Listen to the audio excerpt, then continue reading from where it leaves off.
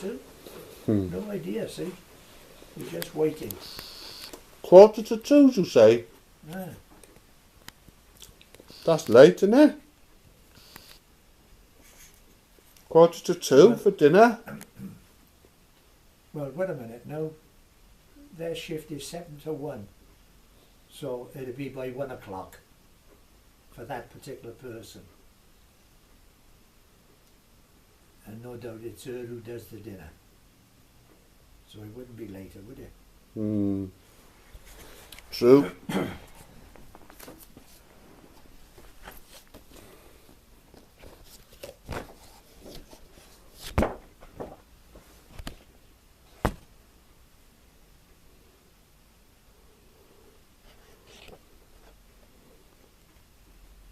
What was it like growing up in Grangetown then, Dad?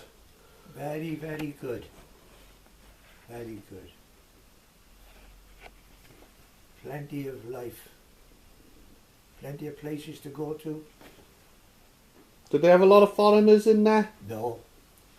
Once in a blue moon you'd see a coloured fella walk through the street. And he'd be a seafaring man. He'd come to Cardiff and he's in dig somewhere. I'm not sure whether she was married to him, but there was a person, elderly woman in Devon Place, and she had a foreign chap living there. He went to sea, so he'd be away perhaps 6 months on a trip. What school did you go to then? Ninian Park. All the way through. From the infants to leaving. Ninian Park. Sloper Road. And Virgil Street.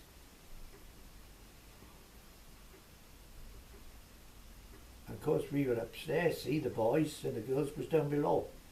And from the windows you could look right across into the White City. Is that there now, Ninian Park? Yeah. It used to be hospital. Oh yeah. During the 14-18 war. They turned it into a hospital. So we've been up a good while. How old was you when you left school then? 14. 14? How come it was 14 and not 16? It was always 14 then. 1941. I left school.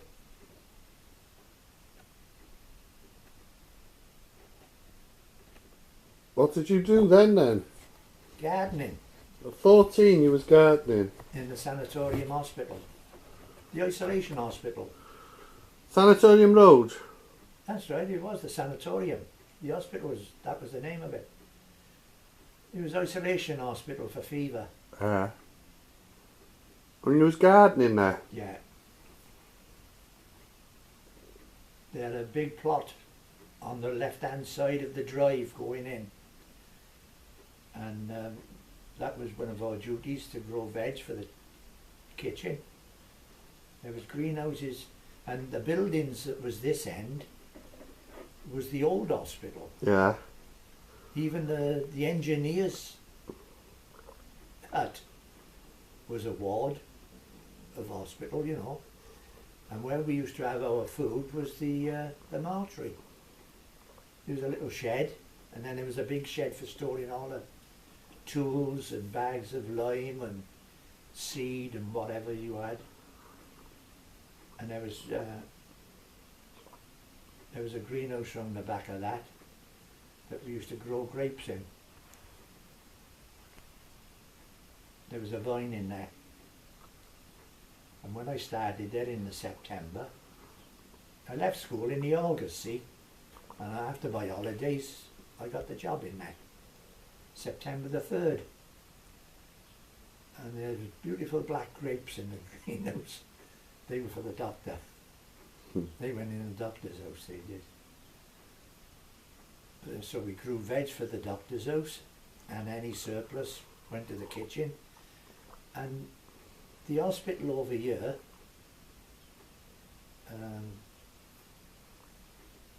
I told you they had land and the inmates, they worked the land if they were able to. And on a weekend with the horse and cart, they'd put up half a ton of spuds or more and deliver them to the hospital if they were running short. How many of you worked there then? There was 3 of us.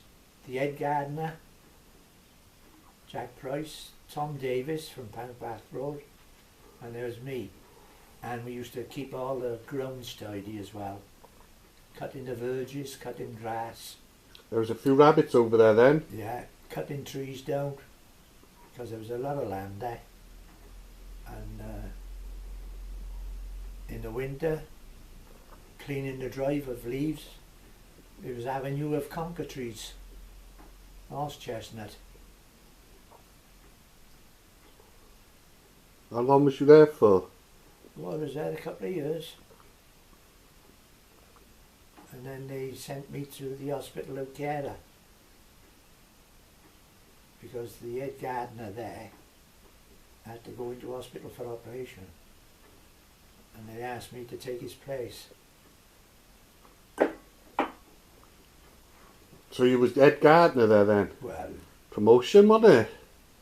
no, it wasn't a case of being head gardener, he was the only gardener, put it that way. But no doubt he had responsibility. When I went there, the jobs was no one's business. See to the gardens, feed the poultry, look after the boiler for heating, you know, for all the wards in the boiler house. And I'm sure we were burning coke. Keep it steamed up, you know.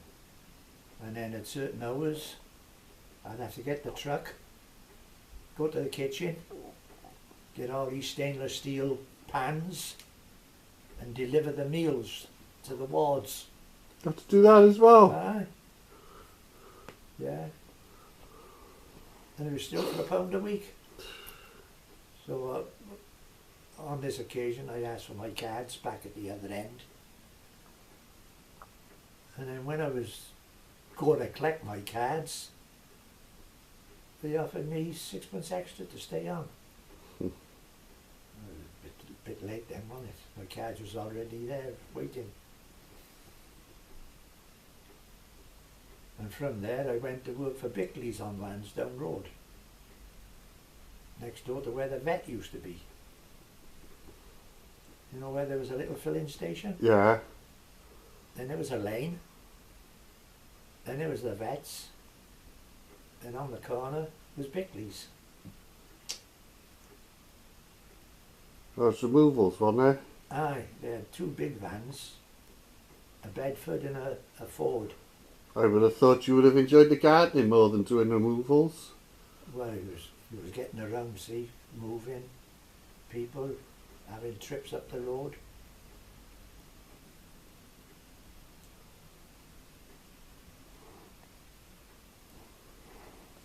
You got a bit of variety with it, you know.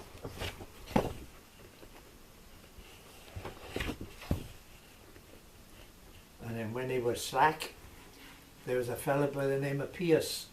Yeah. He had black and white vans on Lansdowne Road. And they used to hire me out to them. And that was alright, because Jay's, a big furniture firm in Cardiff, used to have deliveries so many times a week. And it was all round the valleys. You'd take a bed at one place and a bit of furniture to another. It was quite a bit of travelling round. Yeah, you do get to see different places. And it was an incentive, because in a lot of cases you had a tip at the end of the job. Mm. You know, it was only a couple of shillings. It was something, wasn't it? Mm.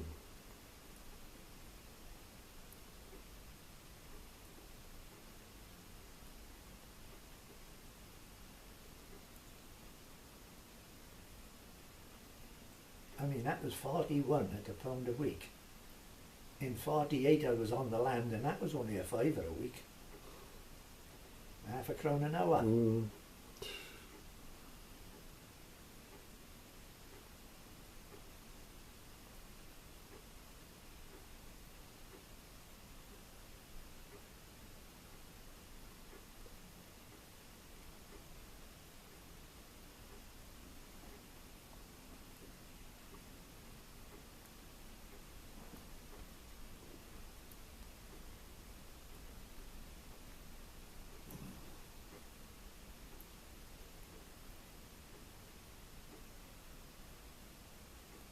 What was your best job then, Dad?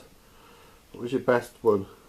I think the best job was farming. That was the best one. It was hard work, but it was the best. Because there was a gang of you. Land girls, and always had fellas there working. In fact, we used to go to some farms, and the farmer used to separate a married couple. You might have the fella who married the land girl, and they're still on the job. But he wouldn't have them working together, Mm. because he wouldn't get nothing out of them, sort of, you know. And you worked all over the place, didn't you? Oh, all the farms, right down to Newport, Bridgend, Cowbridge, Barry, all the way round. Most farms. Pontcanna, I was in there for a good while in Pontcanna, a couple of months. Where to in Pontcanna? Teddy Force's farm. It was a farm then. Pontcanna? Yeah. Where the riding stables are. I didn't know that was a farm. Yeah. Forces. Teddy Force. You went through the street, didn't you, before Lander Fields? I used to drive the tractor on there. And then Sundays you'd be with the awesome tip card. All in manure out in the field. Mm.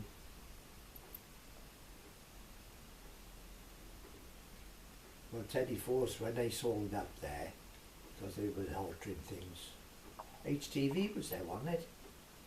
That's right, yeah. He went to Low Penarth to live in a big house that used to belong to a fella by the name of Hoskins.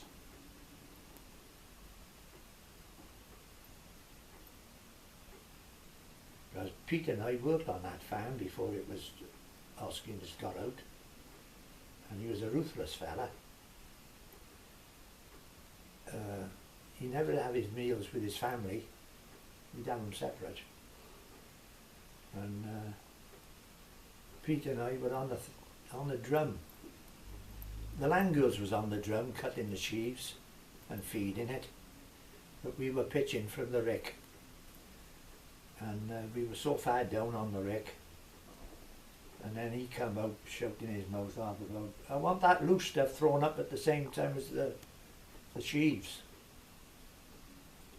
And we thought, no, he's not having his own way, we're throwing the sheaves up, because the girls had to, you had to throw them a certain way so the girls could get them, cut the cords and feed it down their arm into the drum. Well, if you put a load of loose stuff up, there could be accidents, you know. They wouldn't be able to do their job properly. Yeah. And we refused to do it. Right, he said, get off my land. There's a footpath just outside the boundary where the rick was. Is that your land there? No, right, that's where we're going. So we stood there, and he went in the house and he got his son and his daughter out to take our place.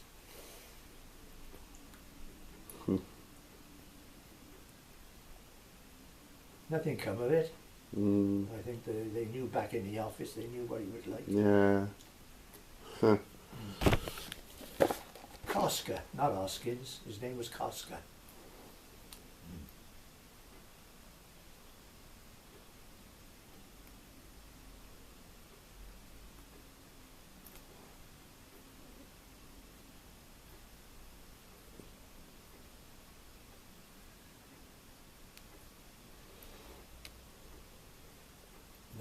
for Morgan Brothers, his vein. That was a big farm. It took you over to plant a row of plants, you know, cabbages, from one end of the field to the other.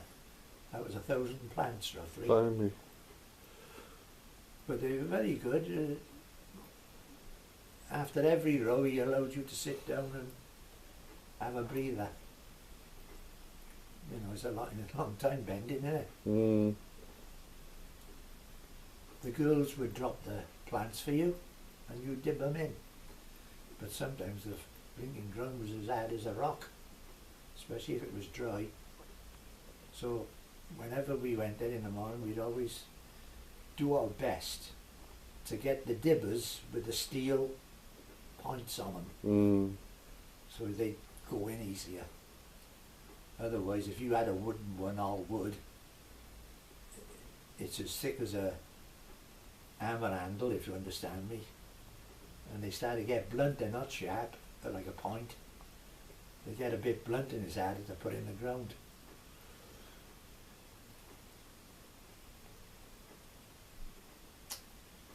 Wouldn't be so bad if they went through the field first and used a scuffler to loosen the top surface, because you had to go down about 6 inches with a dibber to really anchor the plant, because the plant could be that long. Some of them were longer than that. We done the, remember where they had the boot sale in Surrey? Yeah. Well, that was on the water side, wasn't it? Yeah. The seaside side, yeah. And there was a clubhouse there. Well, on the opposite side, there's houses built now, but that was a field going back to the railway line. We were in there planting cauliflowers. Pete was on it, a couple of other fellas that ended up on the council. And we were planting away, working really hard. And after we finished, they called us back in a couple of days to do all the replacements where the rabbits had them. The rabbits were coming out, see, after a day or so. The plant had dried off a bit. They weren't as juicy as when you first put them in. They've dried it because they've gone a little limp, and then they start to pick up then to start off at like fresh growth, and that's when the rabbits liked them. Oh, hundreds and hundreds of plants we had to replace where they'd eaten them in the night. Now they built houses on that. Yeah. Where's all the rabbits gone? Well, that's why there's so much activity with rabbits on the railway banks. They always dig into an embankment, don't they?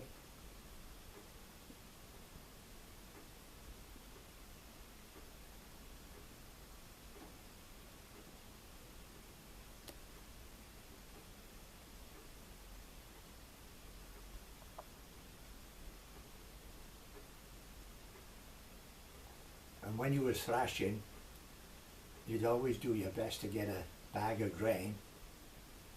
You know, some farmers was pretty good, you know, they say, go ahead, fill up your knapsack, you know. We had one of these army bags, like a shoulder bag, and that had all about £10 of wheat. Well, when you reckon it out, it's about, say, threepence a pound. It was, what would you do with that then? well, for the chickens. Ah, right.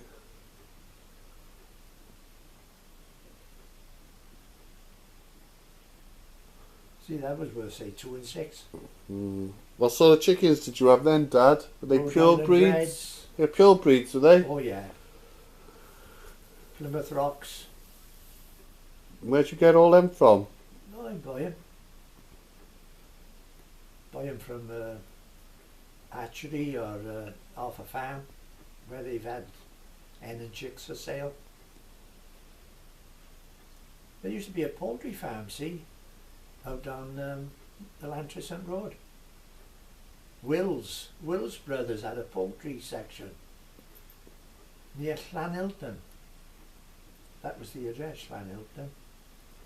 And they used to hatch every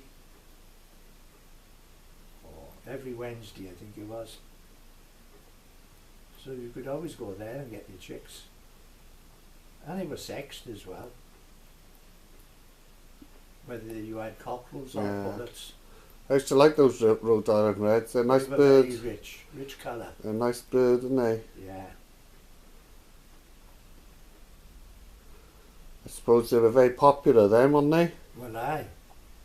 They were one of the most, with the white Wyandotte, the light Sussex, The Marins are nice and the as white well. Leghorn. I like the Marins. They've got a nice chocolate egg, haven't they? Yeah. The white Leghorn, they were noted as good layers, big white eggs. And their combs used to flap over. Mm. But they're none-sitters, they are, see. But the heavy breeds they go broody. The Sussex, Marins are exceptionally good. And the Rhode Island Red. And light Sussex.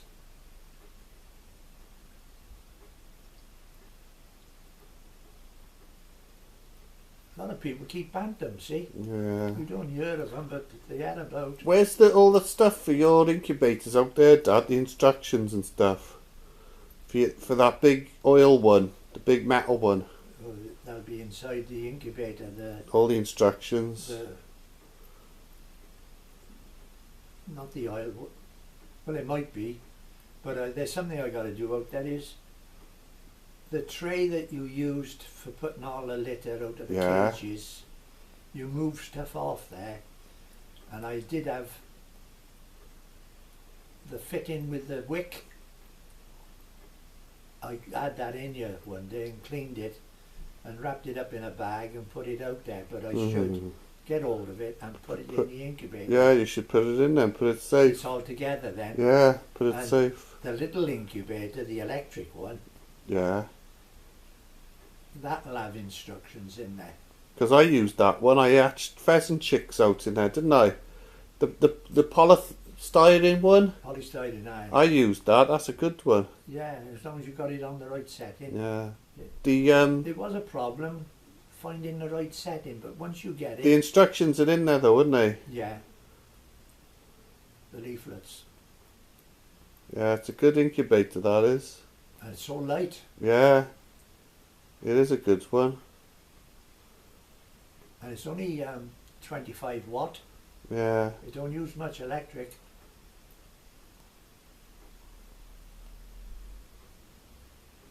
That's the only thing is when you lift the lid, you got to turn the eggs by hand.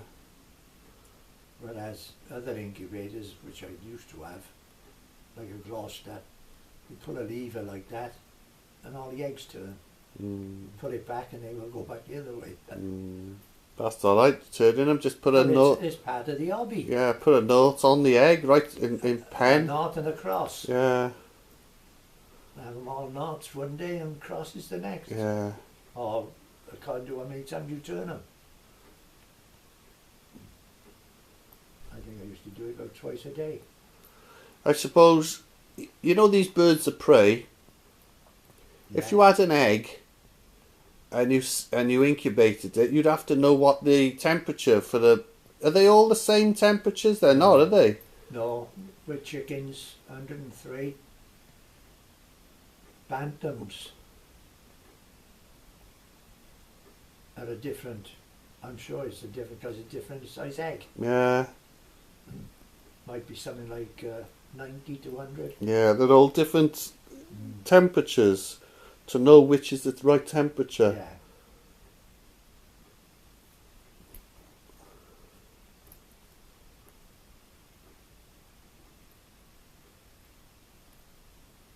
I'm sure on the leaflet for that particular incubator it would have. Yeah. I have to have a look at it. Yeah. That's all. I thought it used to be up there, your It polystyrene. did, but your mother made me shift it. She said, Oh, she moved it. get it out the shed, she said, and give us more room. It was up there for ages and ages. It was in the dry. It wasn't hurting because it was, no one was touching it. Yeah. Where did you get that oil one out there? Where I did had you? it out of free ads. You bought out the free ads. You know when you're going down to Roos? Yeah. Well, you know when you come to the roundabout after the model farm, Yeah. and there's a hotel or international, is it, or something? I know. There used to be like a boot sale Yeah. behind it. Well, down the end of that road, and I think it used to branch off to the right, and I met the fella down there. That's the one I had the oil incubator off. I think it was 50 quid I give him for it.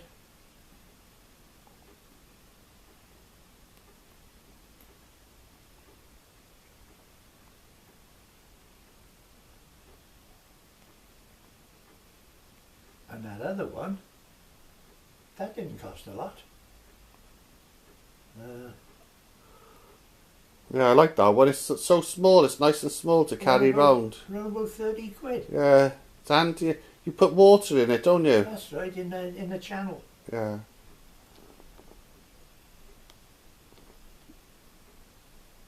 Yeah, I like that one.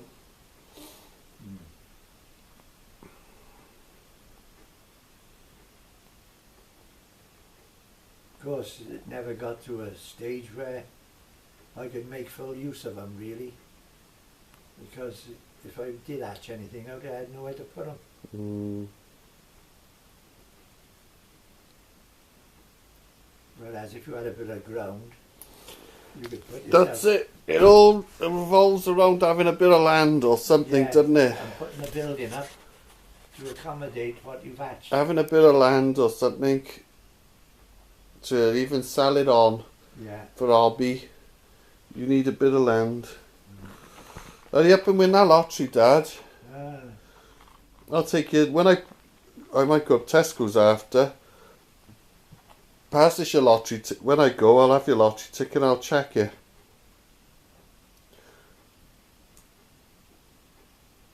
I think I only got...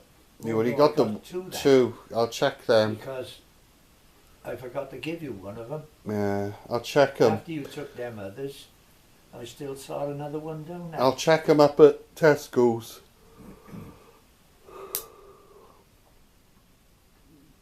I won't have to go back to work then.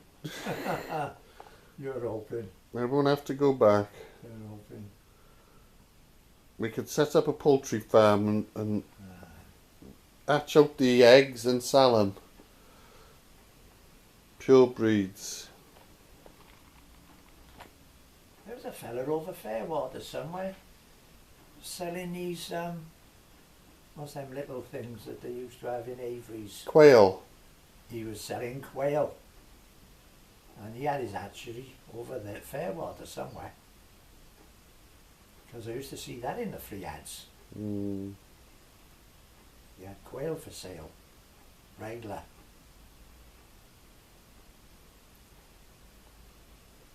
Remember we went to that place at Neath? Port Talbot way? For canaries? Oh yeah, I know. And that